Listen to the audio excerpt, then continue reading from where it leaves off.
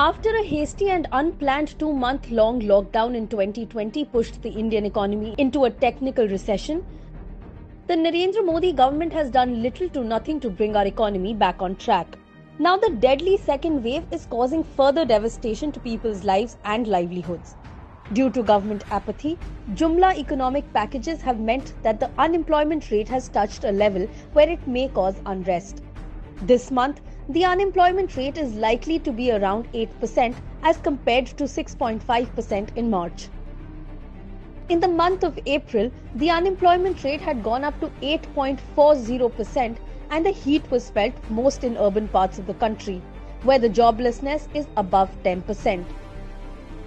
The situation is most likely to further deteriorate in the absence of any comprehensive job retention program or government scheme, policies or packages. Moreover, business activity in India has taken a severe beating again due to government apathy towards sectors that generate employment. As a result, people have already started losing jobs and labor participation has fallen significantly, especially in the informal economy where there is no job or social security. What's worse is that migrant workers from the informal sector have started returning to their villages, fearing another unplanned lockdown.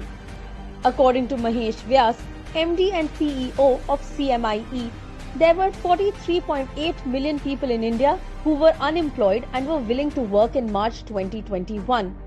Vyas added the number is likely to have gone up in April as the LPR is expected to remain stable while the unemployment rate continues to go up. Congress party has been pleading with the central government to give special packages to SMEs that generate employment and give direct cash transfers to the poor to stabilize the economy and encourage people to stay where they are. Unfortunately, even after 1 year of making unprecedented mistakes, Modi government still refuses to help our people.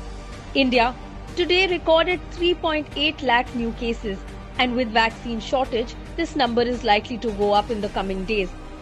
But if the surge in cases is not contained soon, the damage to the already badly damaged economy could be catastrophic.